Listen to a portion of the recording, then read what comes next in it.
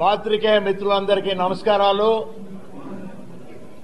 మాగుంట కుటుంబం ఒంగోలు అంటే ప్రకాశం జిల్లాకు వచ్చి దాదాపు 33 సంవత్సరాలు గడిచింది.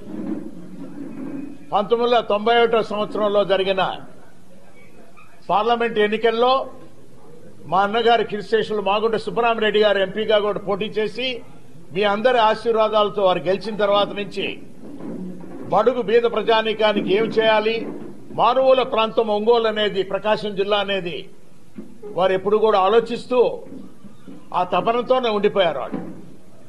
వారు అకాల మరణం చెందిన తర్వాత మా వదినమ్మ గారు పార్వతమ్మ గారు ఉండటము ఎంపీగా కూడా, ఆ తర్వాత నేను మాగుంట శ్రీనివాసులరెడ్డి కూడా ఎంపీగా ఉండటం అనేది కూడా మీరు చూశారు. ఈ 33 సంవత్సరాల్లో కాలంలో మాగుంట కుటుంబానికి రాజకీయ జన్మనిచ్చింది ఒంగోలు, ప్రకాశం జిల్లా.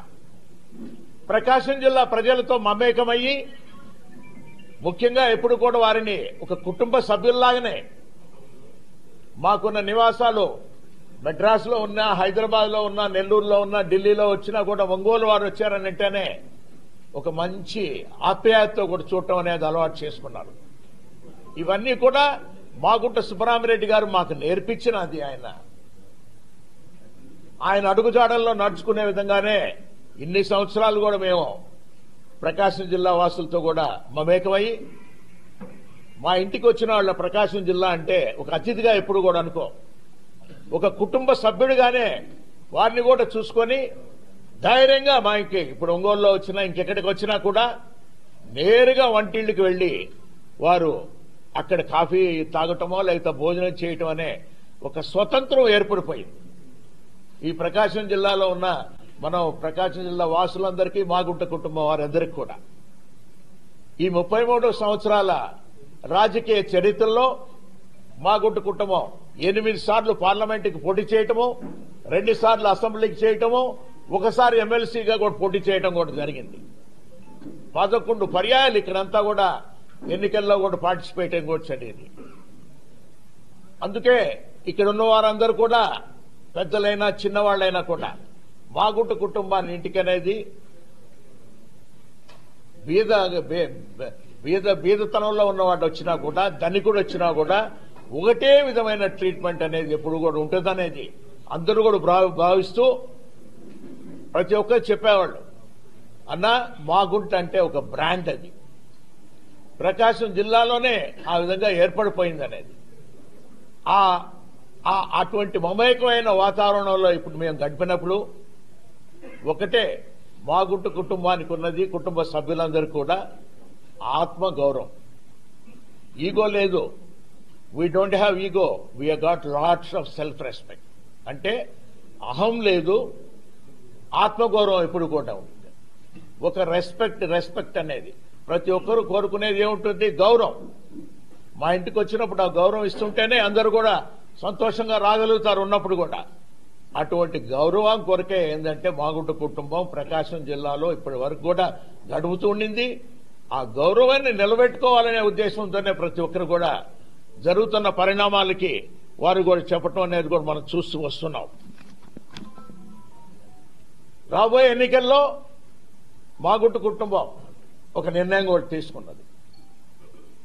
మా వదినమ్మ గారు పార్వతమ్మ గారి ఆశీస్సులతో కూడా మా తనయుడు అబ్బాయి మాగుంట రాఘవరెడ్డి గారిని నెక్స్ట్ ఎలక్షన్ లో ఒంగోలు ఎంపీ కూడా పోటీ చేయాలనేది ఒక నిర్ణయం కూడా తీసుకోవడం కూడా జరిగింది.